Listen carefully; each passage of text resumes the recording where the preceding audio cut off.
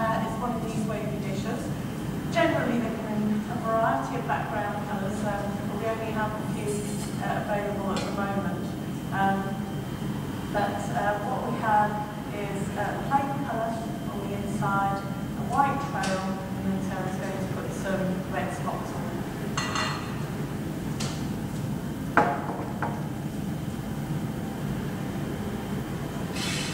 Now the first thing that Sarah needs to do is clean the glowing iron.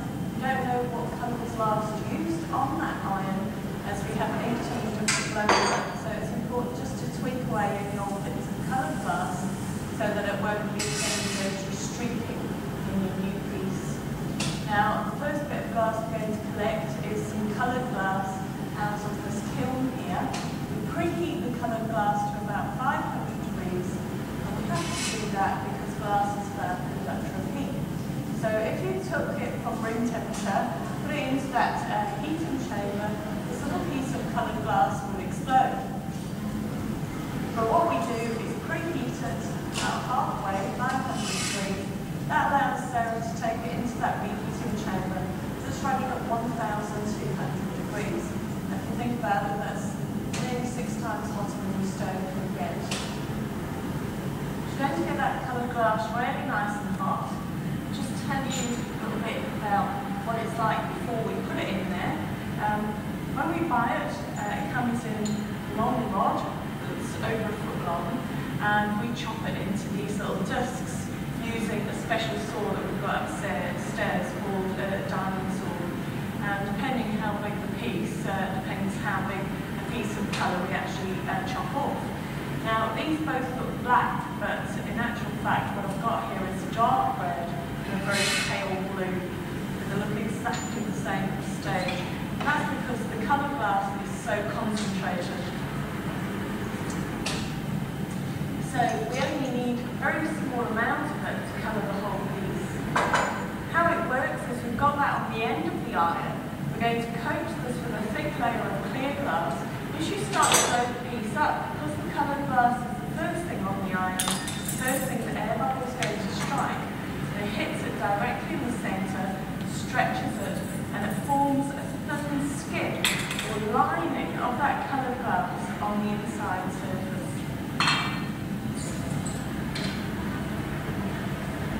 So this is the furnace here. Inside that brick structure is a white ceramic pot called crucible, and it holds 130 kilograms of molten glass.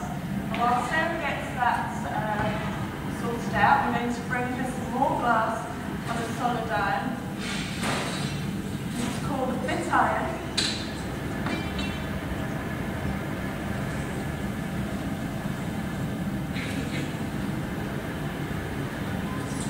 Now to colour this, I'm going to use slightly different techniques. I'm going to roll it in this baking tray. And what we've got in the baking tray here is some white glass that's been crushed down to the consistency of flour. And because it's so finely ground down, what happens is the white glass just melts and sticks onto the outside surface, giving us a nice even coating.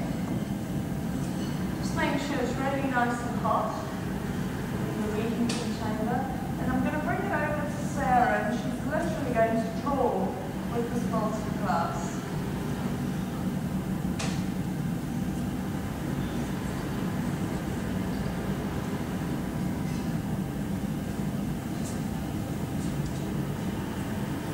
This shows you just how fluid and stretchy the glass is when it's at the right temperature. Sarah's pulled out a trail here for me to show you how quickly the glass cools down. In a matter of seconds I can actually break bits off there. Now up near the iron here, this glass is about 800 degrees, but I'm not burning my fingers. That's because it's such a bad conductor of heat. The heat can't go from this hot bit down into the cold bit, going out into the atmosphere. It's due to this characteristic that we don't wear gloves because the heat doesn't really get processed into the metal. That's why she has to keep heating the glass up all the time. If it goes hard, you can't actually change the shape once it's set in position. But it's also the reason why we have to heat up, cool down glass very slowly. So the last bit of decoration here, Sarah's just rolling that molten glass over the table, and we have some other little bits of glass, little chips of coloured glass. Because that glass is so hot, as she rolls over it, it just heats up and it sticks and melts. And wherever these small pieces of coloured glass touch the surface, it's going to give us a nice little spot, little red spot. So we've got all the decorating done. What we can start to do now is to inflate a piece. It's quite a hard thing to do. The glass is quite runny, but it's quite thick at the same time. So Sarah tries to blow this up by just holding the pipe over the bench and blowing down it. That glass will actually end up on the floor. It will just drip onto the floor. So what we're going to use is a technique called thumbing. Now with thumbing, Sarah will pull the blowing iron with red pair, very quickly puts her thumb over the end. Now the air is trapped inside the iron, and what happens is the air heats up. Now it hits it into the coloured glass first, stretches it, and now we have a lining of coloured glass on the inside surface.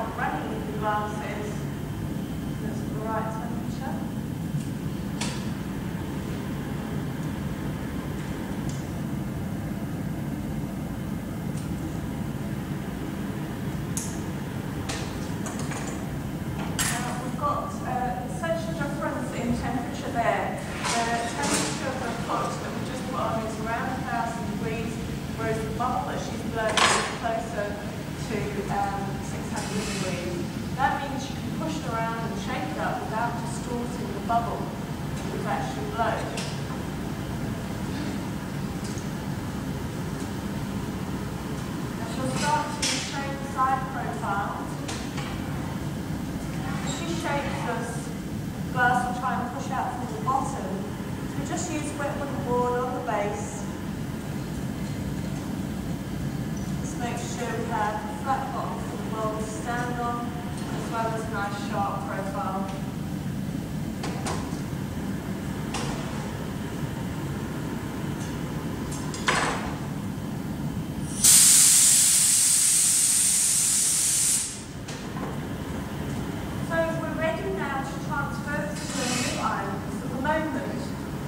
This rim is attached to the blowing iron. So what we're going to do is stick a new iron directly in the centre of the foot, knock it off the iron. That will leave us with a small opening at the top that we can start to stretch open. This part of the process is called punting. And the word punting comes from an Italian word for bridge. Now this little bit of glass is going to form the bridge between our two irons, shaped up in a very specific way, and stick it directly on the base of the foot. And when she's happy, we'll put a few drops of water on the glass. Now this cools the glass down so quickly it actually forms cracks. And the piece comes through in the iron.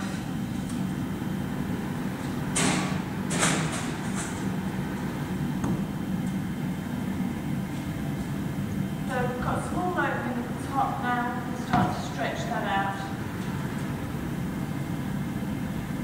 Now the glory hole is very well insulated with this white fluffy stuff. It looks like cotton wool, but it's a ceramic fibre that was initially invented for the insulation of the space shuttle. So it's one of those inventions our industry's taken up. The fact that the glory hole is so well insulated means Sarah can heat up just the top part of the piece without heating the whole thing, and that allows her to work on the top section without it distorting flames.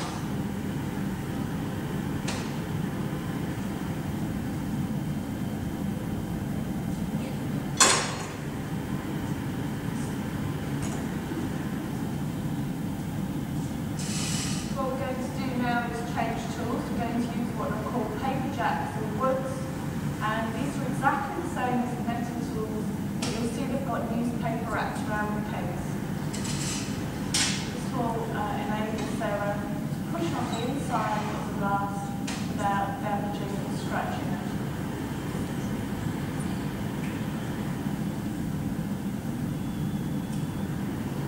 What we're left with this nice little round shallow bowl. Going to go from that into the final piece. Now Sarah doesn't sit down to do this, so keep your eyes peeled. She's going to turn the iron quite slowly. As you get more heat into the glass, you have to start turning the iron faster and faster to keep control of it. This is going to spin it from a bowl shape into a flat plate. But before that sits in position, she angles it down and lets gravity take hold of the edge. This just gives us the lovely little waves that form this design. There we have the wave piece. Not quite the end of the story. We're going to get it off the iron, and that's left us with a ring on the bottom called the punting mark. We're just going to melt it in to make sure nobody cut their fingers on it.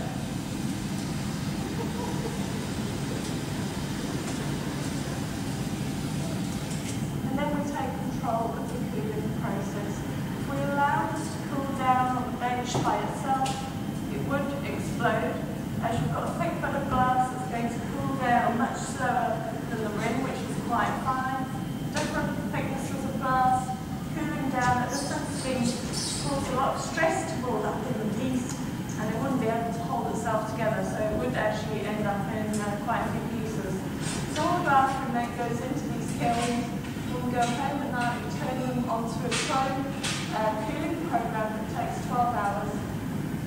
And then at the end of that, we'll be able to get the pieces out after lunchtime tomorrow. Like this here now is ready to be emptied. We just opened that from yesterday.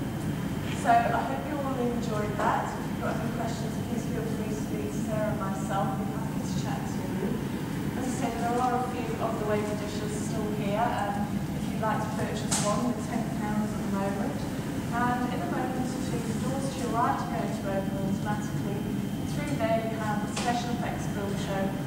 about where glass has come from, where it's going to. It's well worth seeing, but I do need to warn you that the special effects in the film include strobe lighting and flashing lights, loud sound effects.